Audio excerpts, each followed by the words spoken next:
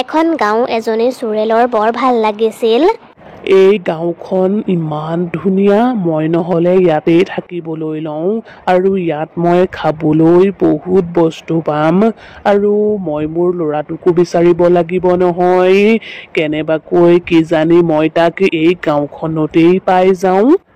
তাৰ পাছৰে পৰা এই চুৰেলজনী সেই গাঁওখনতেই থাকিবলৈ ল'লে। সেই গাঁওখনত পৱন নামৰ এজন মানুহ আছিল। পৱনে তাৰ পত্নী আৰু 2টা ল'ৰাৰ সৈতে বাস কৰিছিল।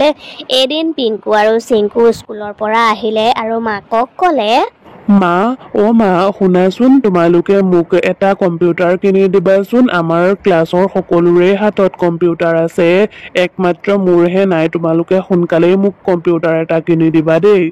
ঠিক আছে, মই বাৰু দেউতাৰ সৈতে কথাটো পাতি চাম। মা, তুমি জানানে ইয়াক পঢ়িবলৈ কম্পিউটাৰ নালাগে নহয়, ইউটিউব চাবলৈ কম্পিউটাৰ লাগে। আৰু ইয়াৰ যিকেইটা বন্ধু আছে গোটেইকেইটা ইয়াৰ নিচিনা একেই। পিংকুৰ কথা শুনি চিংকুৰ বহুত খং উঠিল আৰু সেই কথাটোতেই দুয়োটাৰে কাজিয়া হৈ গ'ল। আৰু তেতিয়াই ঘৰলৈ দেউতাক আহিল আৰু দেউতাকে সিহঁতক ক'লে, চিংকু, আমাৰ এতিয়া অৱস্থা ইমানো ভাল নহয় যে মই তোমাক এটা কম্পিউটাৰ লৈ দিব পাৰিম, তথাপিও মই চেষ্টা কৰি চাম। কথাখিনি কৈ পৱন ৰুমলৈ গুচি গ'ল আৰু ৰাতি চুৰেলজনীয়ে খাদ্যৰ সন্ধানত আহি পৱনৰ ঘৰ পালেহি। আজি গাঁৱত মোৰ প্ৰথম চিকাৰ। মই একেবাৰে চুবাই খাম।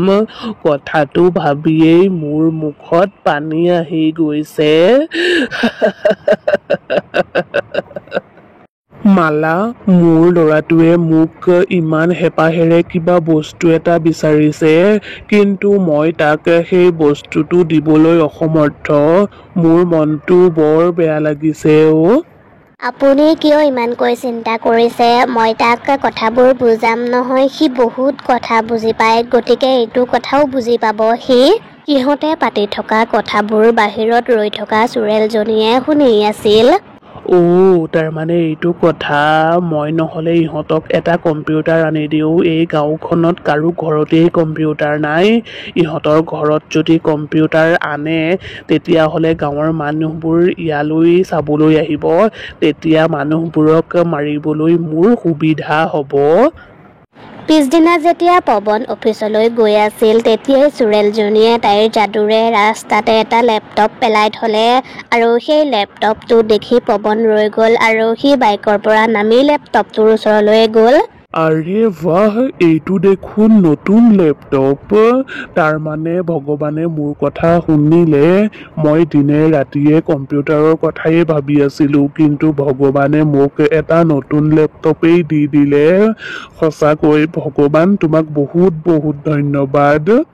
তাৰ পাছত পৱনে সেই লেপটপটো লৈ ঘৰলৈ আহিলে আৰু ঘৰলৈ আহি চিংকু আৰু পিংকুক মাত লগালে। চিংকু, পিংকু, ক'ত আছা তোমালোক? এইফালে আহাচোন। মালা, তুমিও আহা, চোৱাহিচোন মই তোমালোকলৈ কি আনিছো। পৱনে লেপটপটো চিংকুৰ হাতত দিলে। আৰে বাহ দেউতা, তুমি ইমান ভাল, তুমি সঁচাকৈ বহুত ভাল দেউতা। মই তোমাক কম্পিউটাৰহে খুজিছিলো, কিন্তু তুমি মোৰ বাবে লেপটপেই লৈ আহিলা। আৰে বাহ, নতুন লেপটপ, বৰ ভাল লাগিছে। এতিয়া মই এই লেপটপটোত নতুন গেম খেলিম। তোক মই এই লেপটপটো চুবলৈয়ে নিদিওঁ, কাৰণ এইটো মোৰ বাবেহে আনিছে। তহঁত দুয়োটা মনে মনে থাক, ঘৰলৈ নতুন বস্তু এটা আহিলে তহঁতৰ কাজিয়া হৈয়ে যায়। এতিয়া চুপচাপ গৈ পঢ়গৈ। তাৰ পাছত চিংকু আৰু পিংকু পঢ়িবলৈ গ'ল আৰু তাৰ পাছতেই মালা আৰু পৱনে কথা পাতিলে। আপুনি এই লেপটপটো কেনেকৈ আনিলে? আপোনাৰ হাতততো পইচা নাছিল বুলি কৈছিলে, তেতিয়াহ'লে ইমান দামী লেপটপটো কেনেকৈ আনিলে?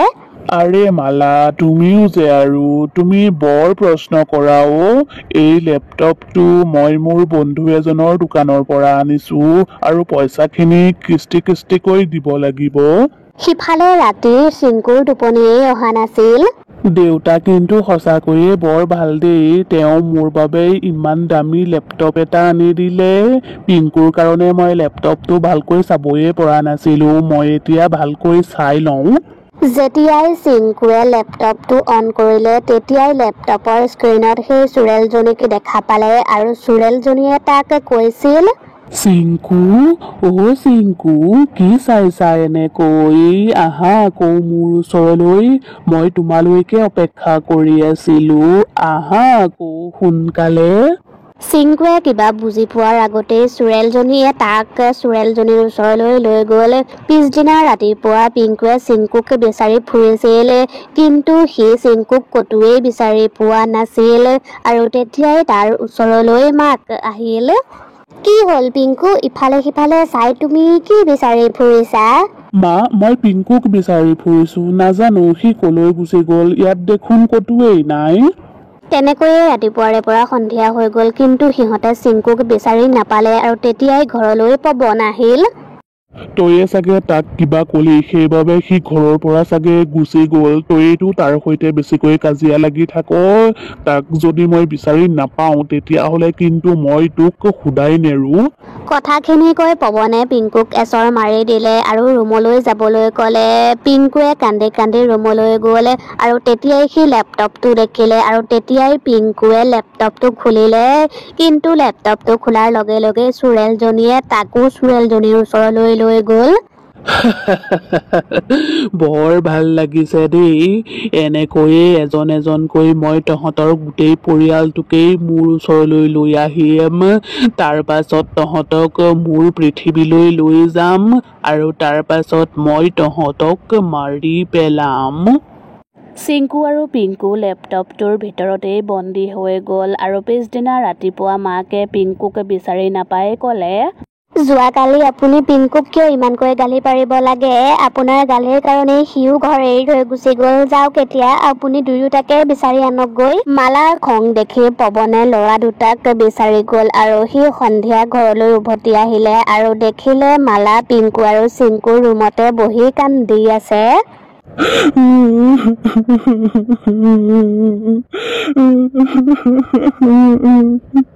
মালা, আমাৰ দুয়োটা ল'ৰা হেৰাই থাকিল।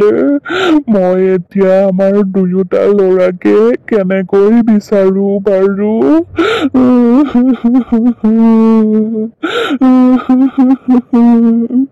এই লেপটপটো যেতিয়াৰে পৰা মই ঘৰলৈ আনিছো তেতিয়াৰ পৰাই ঘৰত নভবা নিচিন্তা ঘটনাবোৰ ঘটি আছে।